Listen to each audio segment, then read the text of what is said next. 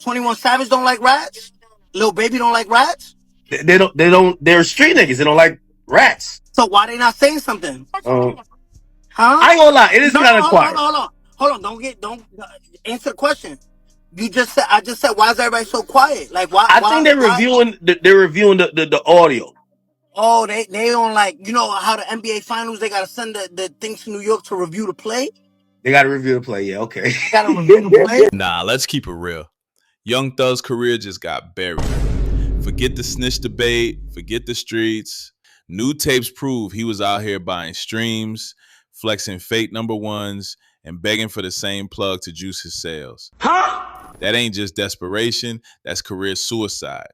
Because once the world thinks your numbers are capped, it don't matter if you sell 200K first week. I'm here to tell you right now, we don't care. Let me tell you something. We don't care. Everybody gonna clown you. Yeah, but how much did you buy, bruh? It's over. And here's the cold part. This ain't random leaks. This was Gunna's war chest. Dude stayed quiet while the internet called him a rat, dropped music, kept it clean, but behind the scenes, he was sitting on tapes. First, he pulled out the snitch card, Thug talking too much to cops. Now he doubled back with the industry card, Thug begging for bots and fake numbers.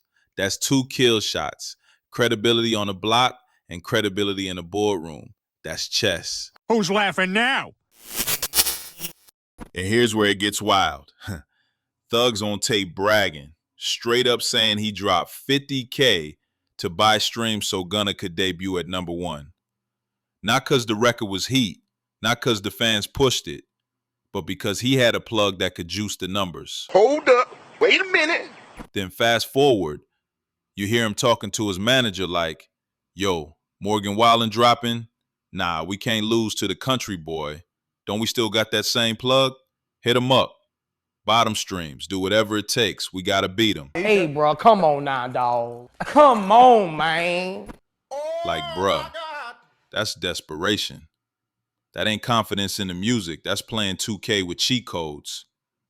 And once you admit that out loud, every chart win from here on out gets side-eyed. You could sell 300K first week tomorrow. People still gonna tweet, yeah, but how many did you buy? I mean, it's all right. Like, overrated as in my opinion. I mean, and you know what though? That's typically how the bullshit goes. You feel me? And this is where it kills careers, not just weeks on the charts. Because once the bot rumor sticks, it's forever an asterisk. Look at Drake. Before the ghostwriting leak, even his haters couldn't argue. He was on pace to be the GOAT. But once Quentin Miller's name popped up, that ghostwriting cloud followed him forever. Didn't matter that he still sold a mill with views. Didn't matter that he dropped Scorpion. People still pull out that ghostwriting card anytime the GOAT debate comes up. That's what Thug's facing now.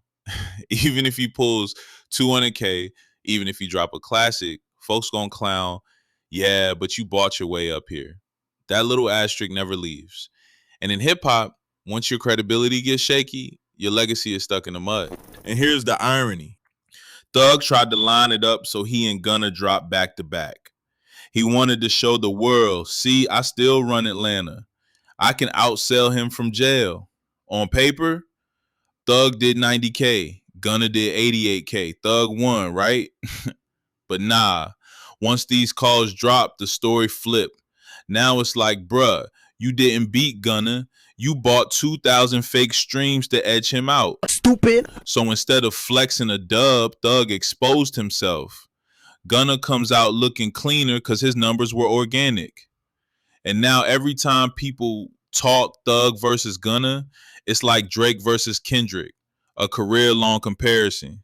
But here, the win automatically leans Gunna's way because he didn't have to cheat the charts. One leak and Thug's L gets locked in forever. And Thug ain't stopped there. On another call, he put on the victim Kate, talking like, yo, I could have been eating 50% off everything Gunna made. That's in the contract. I never took $1. I even cut his 5-album deal down to 3 to help him out. Man, I did a 5-album deal with him. I'm so 1,000. I took his 5-album deal down to a 3-album deal. But he put out one album already. So when we renegotiated and did the deal, it was just 2 albums plus the one he had just put out.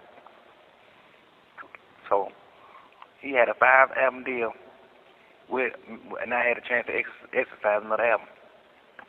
That was the deal. I took that shit down to 2 albums. So he like, damn, bro, that's 1,000. And the only reason why I did it was because I was in a label deal, and I didn't want him to be tied to my label deal, because I'm like, they ain't doing what's right by me, so I'm spending more money than them.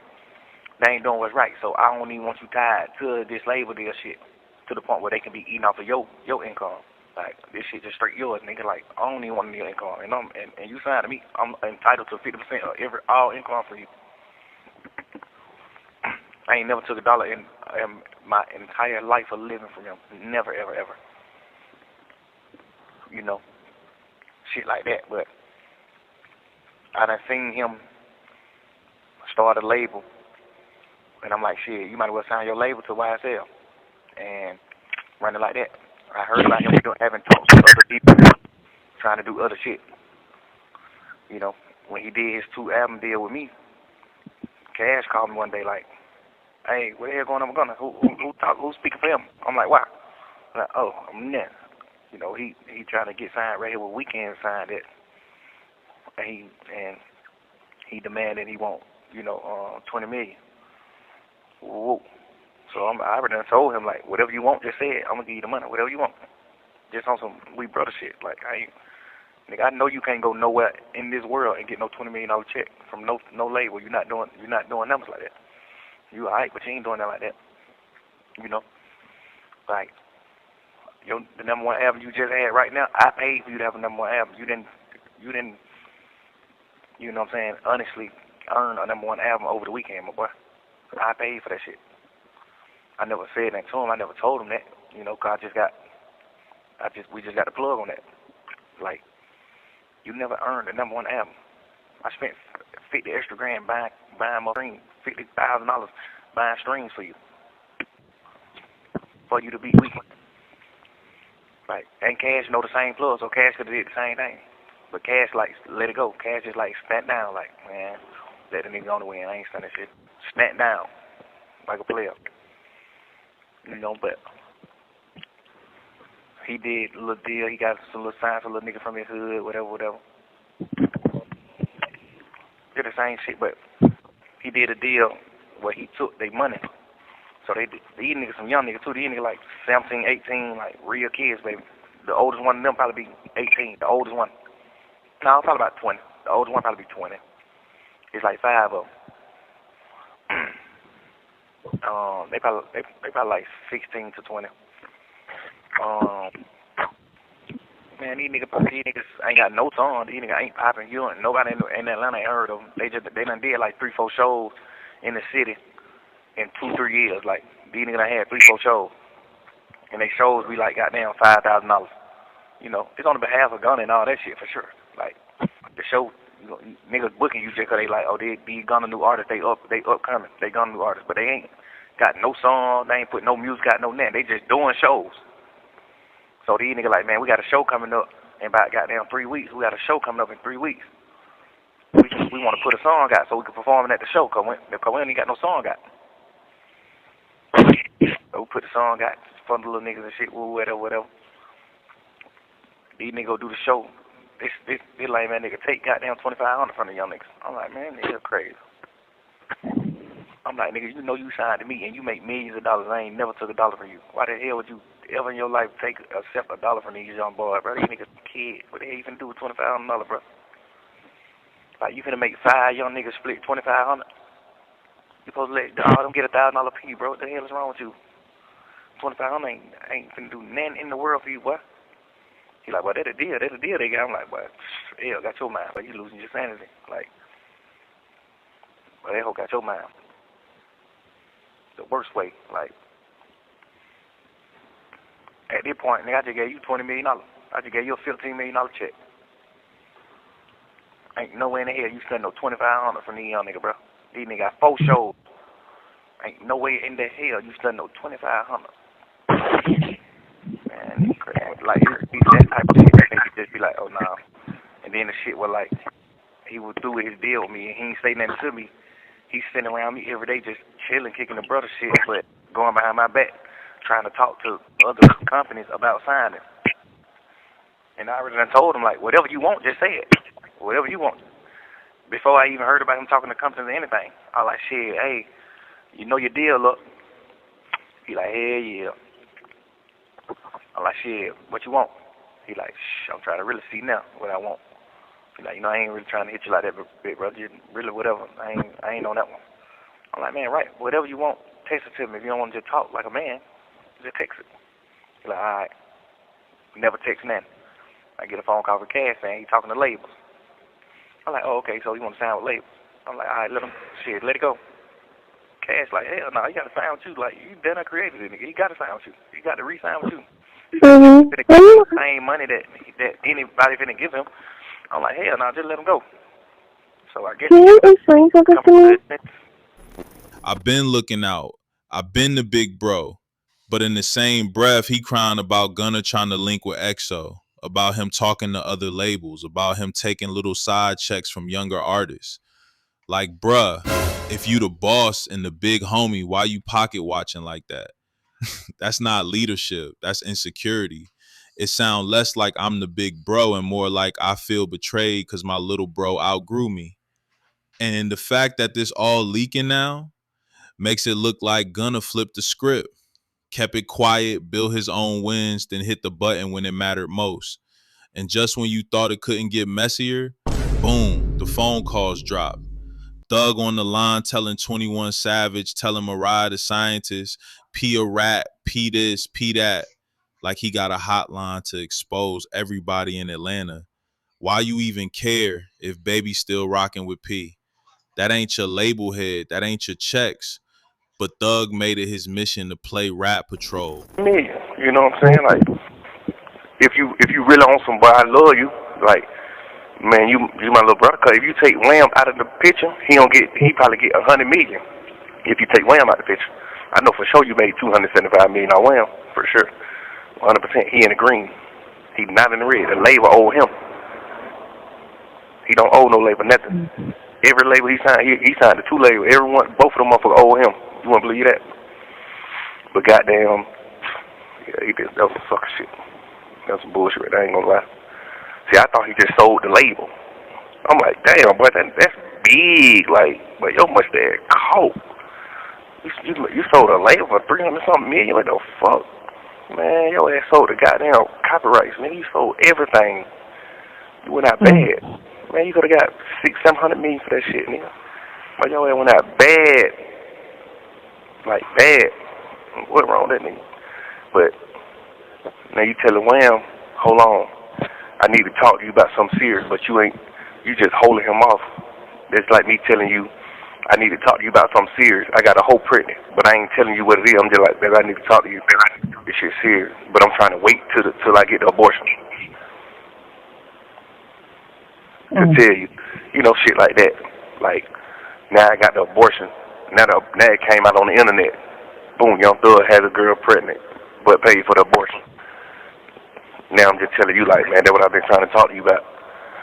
Man, you could have been talking to me about that shit. You goddamn, you know what I mean?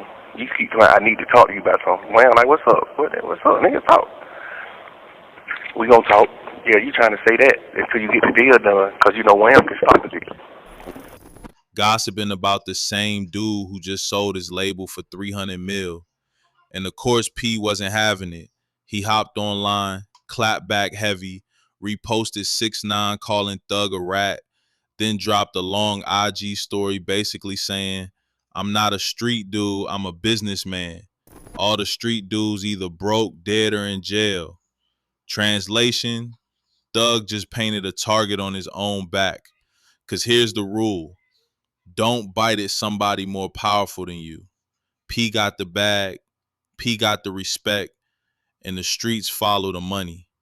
Once P clowned Thug in public, everybody else felt safe to pile on. That's how you go from snake to spider.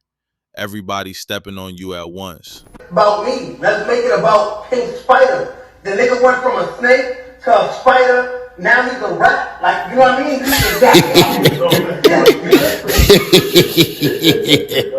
You know what I mean? Yo, I just want to know where all the energy at. The Young Gun situation, I stood quiet 2 days just watching it play out. Watching what excuses the people come up with. Every day, every year, every time a nigga come out, y'all move the goalposts further, further, further, further. Oh, nah, bro, it's different. No, it's different, bro. It's different, bro. It's different. You told, like, before 12 in the afternoon. Like, that's a forbidden rule. You can't do that. No, bro, it's okay, bro, because he told after 3, like, bro, it's so easy. They tell you have the right to remain silent. Anything used against you could be used in the court of law, whatever the fuck the case they say. You have the right to call an attorney right now. You spoke for 2 hours. 2 hours. It's me beating a horse. Like, I'm not saying that. Y'all heard what y'all heard. Where's all the energy at? Why hear everybody quiet? Why Lil Baby, 21 Savage, Future? Why you not saying nothing? And outside Atlanta, man, thug stock is crashing. Folks in the A still gonna show up, still scream slime, still fill State Farm Arena because that's home turf. But the rest of the world, they watching a masterclass in how to torch your own brand. No first day out freestyle, no surprise feature, no rollout. Just leak calls, gossip, and messy headlines. Instead of music, we get Thug playing neighborhood rat detector talking about everybody else's business. That's why people say he looking like a chatty patty. Every time we see him, it ain't about a record, it's about a rumor. And in this game, the second you stop giving hits and start giving drama, the streets stop rooting for you.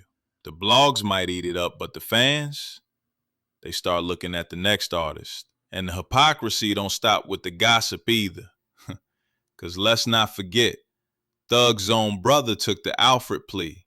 Same type of deal Gunna took. Same paperwork. But notice how the rules been when it's family? Gunna's a rat, but bro ain't? How, Sway? Make it make sense. Either please make you a snitch or they don't. You can't switch the definition depending on who signed the paper. That's why this whole thing feel like a house of cards. Thug set the criteria himself. If you plead guilty, if you cooperate at all, you're a rat. Well, by that logic, his own blood and half his camp fit the same category.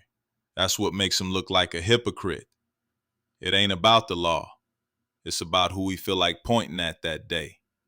And of course, Pee Wee Roscoe pop up in the mix. That's the same dude Thug name dropped in interrogation. Now he online defending him like, nah, Thug solid, he ain't rat on me. But let's be real. What else can he say? Homie fresh out after doing a dime. No career lane, no trade, no real options. His best shot at survival is riding Thug's coattail. So yeah, he gonna defend the hand that feeds him. Statement is this right here. Lineup selective. That's him. He did that. He didn't do that. He did what a taxpaying citizen do. A real street nigga. Kept it solid. Kept it overly real. You feel what I'm saying? Really tried to pull me out the hole. So shit, I don't, you feel what I'm saying? Now, when it comes to the PR now, y'all don't remember when I was locked up. Now, let me just show you how the PRs and the internet selective politics. You know what I mean? We're gonna keep it real. When I was locked up and Jeff was locked up, we went viral when they was like, that's the type of friend you want. He was like, man, Roscoe ain't told y'all the damn thing. Yeah, that's the beauty of it. That's the right thing. You feel what I'm saying? Like all those niggas, everybody is in the state room, in the interrogation room, and they gave statements. You know, we're gonna throw the paperwork party tomorrow. Then you got Cash App screenshots floating around. YouTubers pointing fingers, accusations of who suppressed what footage, who paid who. Bro, it's a circus at this point.